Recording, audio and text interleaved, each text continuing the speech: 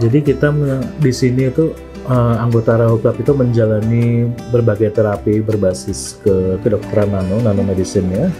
Dan terapi-terapinya itu didasarkan pada bahan-bahan alamiah yang memang sudah ada dalam tubuh kita.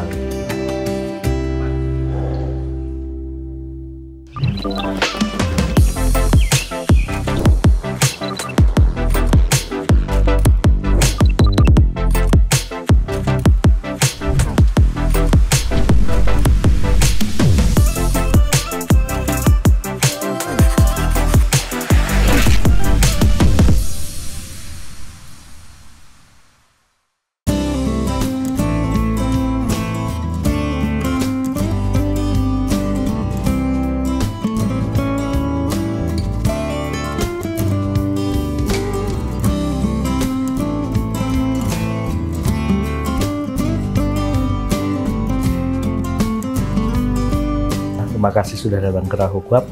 Saya Dr. Adit. Saya di Rahu Club ini sebenarnya kalau di Rahunya sendiri saya member biasa. Ya, tapi saya di bagian IMI dan juga di DSSI saya adalah direktur untuk Research and Development. Ya, gitu. Rahu itu singkatan dari Reverse Aging and Homeostasis Club ya. Jadi reverse aging ya itu adalah ya suatu istilah kita bahwa kita kan semua menua menjalani proses aging. Kita nggak ingin hanya sekedar anti aging yang kita memperlambat penuaan, tapi kita juga ingin reverse, kita ingin mereclaim beberapa fungsi yang tubuh kita yang ada pada saat kita lebih muda dari usia sekarang. Homeostasis itu adalah suatu keseimbangan, kondisi keseimbangan di fisiologi tubuh ya, di sel, jaringan itu kondisinya selalu dipertahankan dalam keseimbangan tertentu. Nah, kita ingin menjaga itu juga. Karena dengan seimbang maka tubuh bisa optimal.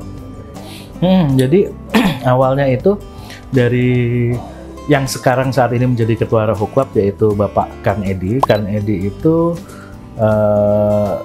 Pak Edi dulu tahun 2020 pas pada saat COVID Delta ya, 2021 kayaknya ya. Beliau itu mengalami stroke ya.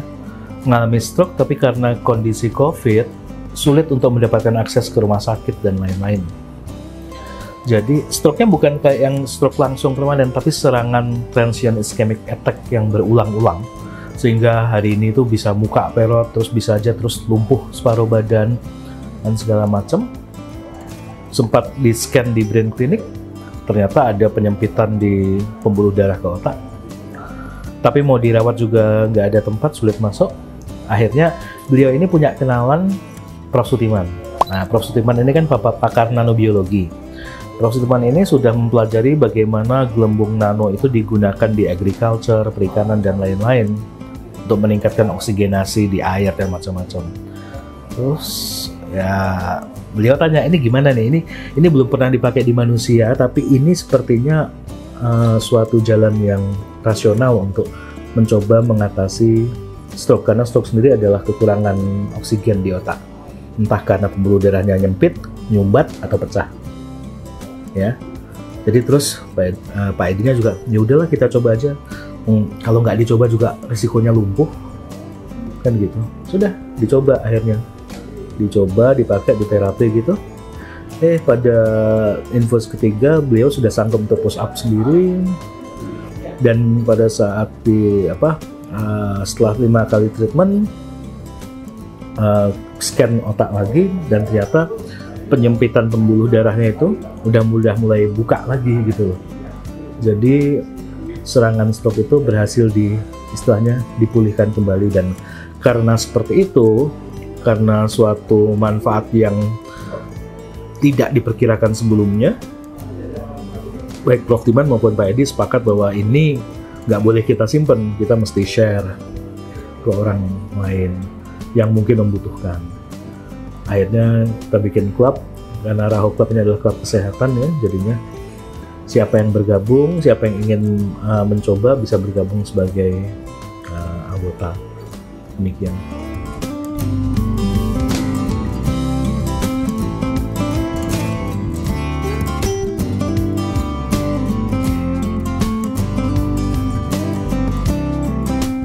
sebenarnya kita mungkin punya tujuan yang mirip-mirip ya. Kita ingin tubuh yang lebih sehat, hidup yang lebih baik. Mungkin kalau mau dicari-cari bedanya, ini nggak semua berlaku ya, karena ada komunitas jantung sehat, ada komunitas apa, ya macam-macam. Kita juga sangat menekankan kepada keilmiahan, di mana apapun yang kita lakukan di sini harus berdasarkan sesuatu yang ilmiah dan sesuatu yang breakthrough. Jadinya di Raho ini semua anggota adalah orang-orang yang juga setuju untuk datanya dicatat dalam penelitian kita. Jadi semua orang adalah partisipan dalam penelitian, semua member. Jadi bukan sekedar anggota gitu saja, tapi mereka menyumbang data mereka untuk pengembangan ilmu. Total tercatat kita ada sekitar 17.000-an, 17.000 di seluruh Indonesia ya. Nah, jadi udah cukup banyak ya. Tapi walaupun itu jangka waktunya belum terlalu lama ya, dari 2021 akhir mungkin ya. Nah, berapa cabang? Mungkin 13 cabang belum nggak salah. Jadi ada di Surabaya, ada di Jakarta, ada di Bogor, Bandung, Solo, di Batam juga ada, di banyak tempat. Jadi kita di sini itu anggota Raho Club itu menjalani berbagai terapi berbasis kedokteran nanomedicine ya, dan terapi-terapinya itu didasarkan pada bahan-bahan alamiah yang memang sudah ada dalam tubuh kita, misalnya molekul oksigen, molekul hidrogen, ya, molekul transmitter saraf ya, dan semua molekul ini biasanya di alam bebas itu bentuknya gas. Nah, kita ini bisa membuat gas-gas ini masuk ke dalam aliran darah dan tersebar dalam seluruh tubuh tanpa mengubah fisiologi dasar dari darah, begitu. Jadi kita bisa mensuplai itu semua.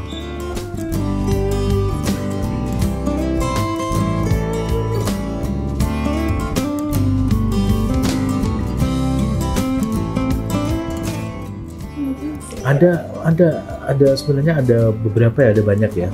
Mulai dari yang terbaru itu ada, kita pernah punya pasien, bukan pasien sih, anggota ya, anggota dengan kelainan jantung ya, kelainan pembuluh koroner jantung, yang kalau dibiarkan ya istilahnya akan terjadi serangan jantung iskemik, dan itu sifatnya bisa fatal kan. Prinsip kita di Raho, kita tidak akan pernah mengintervensi atau mencampuri tindakan medis standar yang anggota lakukan di luar. Jadi kita hanya mensupport.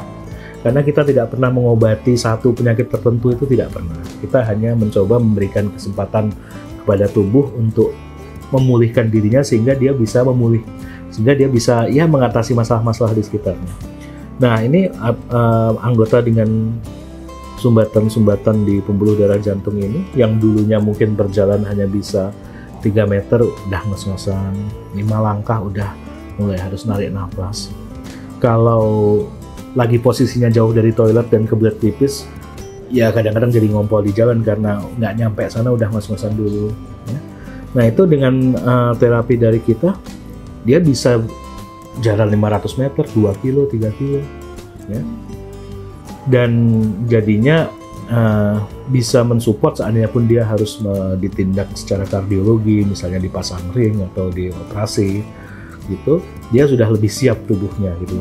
Sementara sebelum itu terjadi, dan itu perlu atau tidak kita nggak tahu ujung-ujungnya, yang jelas dia dari yang nggak bisa apa-apa menjadi bisa kembali menjalani hidup gitu. Itu contoh salah satu. Yang lain juga ada yang stroke ya. Kalau yang stroke ini bisa saya sampaikan terbuka karena beliau ingin ceritanya juga disampaikan terbuka ya. Mantan Kapolda Jatim Pak Irjen Hadiatmoko, beliau itu stroke di bulan Mei, kemudian dirawat 1 bulan di rumah sakit, keluar pun harus diangkat kanan kiri, nggak bisa jalan dengan baik, jalan pun harus pakai walker, selebihnya harus pakai kursi roda. Nah, ya sudah, dia mendengar ada layanan di sini, dia coba. Beliaunya orangnya juga semangat dan disiplin ya, tiap hari dikerjakan. Setelah infus ke terapi ke-10 gitu, dia malah udah jogging gitu loh, dari nggak bisa jalan menjadi joggingnya. Itu juga kita ngelihatnya juga seneng. Jadi ya itu salah satu contoh yang paling baru lah ya. Ada yang mungkin di sisi lain ya, ada yang orang kanker dengan kanker yang sudah tahapnya pada tahap paliatif, artinya dokter di rumah sakit itu sudah istilahnya mengembalikan, memberikan obat anti nyeri, misalnya morfin gitu ya, cuma untuk menahan rasa sakit. Ya. Sehari bisa sampai 5-6 kali suntik morfin karena untuk rasa sakitnya, dan nggak bisa apa-apa berarti ya. Dengan terapi yang kita berikan, beliau sehari cukup pakai 1 kali karena sakitnya turun banyak. Saya nggak tahu kondisinya sekarang karena kita sudah beliau pindah dan lain-lain. Tapi istilahnya kita berusaha memberikan yang terbaik meskipun itu di akhir hidup gitu. Jadi nggak yang kita berusaha mengurangi lah penderitaan. Kita memang bebas ya anggotanya, tapi memang paling banyak dari lansia memang. 50 ke atas itu paling banyak. Ada orang yang ingin dapat istilahnya kondisi fisik yang lebih prima, lebih bugar. Ada terutama teman-teman perempuan yang ingin mungkin lebih kulitnya lebih baik gitu ya. Bisa juga ya dari Ya bisa gitu ya. Karena kita tidak secara instan, semuanya secara bertahap dan dari dalam kan. Jadi itu juga ada yang jelas-jelas tuh datang, saya bisa jadi lebih kencang gak ya kulitnya? Ya udah kita coba aja. Kan ini juga intinya kita memperbaiki semua, kita tidak spesifik gitu kan, kayak gitu. Sebenarnya keanggotaan Rahu Club sendiri itu sifatnya kita tidak pernah melakukan rekrutmen atau pengumuman kayak gitu tuh enggak, kita nggak pernah. Keanggotaan Rahu Club itu tumbuh secara organik, artinya begini. Satu anggota menjalani kesini terapi, merasakan manfaat, dia ngajak orang lain. Dan sistem kita memang kalau keanggotaan itu kita mesti ada referensi, artinya oh iya mau datang jadi anggota gitu, tahu dari mana, siapa yang ngasih tahu gitu. Jadinya kalau yang datang ke sini dan mungkin ada juga mesti ya, saya yakin datang mungkin terus nggak melakukan rasa manfaatnya gitu, ya udahlah, terus dia nggak ngasih ke orang lain, ya sudah gitu loh. Jadi tapi siapa yang datang ke sini pasti karena ada orang lain yang memberitahu bahwa ada manfaat. Jadi eksistensinya dijaga dengan ya sesederhana itu sebenarnya saat ini. Tantangan tidak ada, tapi karena kita bukan sekedar klub kesehatan, tapi kita juga sekelompok orang-orang yang pengen membuktikan ini secara ilmiah ya. Makanya founder-founder kita itu di belakang itu para profesor, rektor segala macam. Kita selalu berusaha setiap hari mencari sesuatu dan membentuk sesuatu yang supaya kita bisa publikasikan, kita bisa publish ke dunia bahwa ini loh, dengan cara ini jadi seperti ini, kita lakukan treatment ini jadi seperti ini. Bahkan pada saat ini kami juga sedang menyelenggarakan kerjasama dengan berbagai universitas, Universitas Brawijaya, Universitas Sudirman, UGM, UPN Veteran Jatim. Kita juga akan penelitian dengan Rumah Sakit UNER. Kita juga akan rencananya nanti mungkin dengan Santo Thomas Filipina, universitas tertua di Filipina, itu yang terbaik di sana juga. Jadi ya begitu. Saya rasa sih lebih ke kesempatan yang tidak gampang diraih, tapi emang kita kerjakan dari sisi ilmiahnya.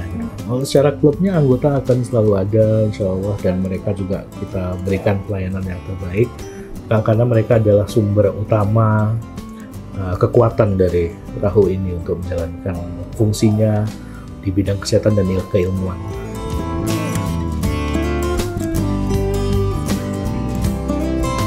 Tujuan dari didirikannya Rahu ini adalah memperbaiki kualitas hidup sebenarnya. Ya, membuat dan sebenarnya juga gini, dari goals itu apa yang kita kerjakan, kita mengerjakan hal-hal yang mungkin dianggap terlalu sederhana ya, sederhana, tapi kita tahu bahwa ini bisa dan sudah terbukti untuk meningkatkan kualitas hidup. Ya, jadi tujuannya seperti itu.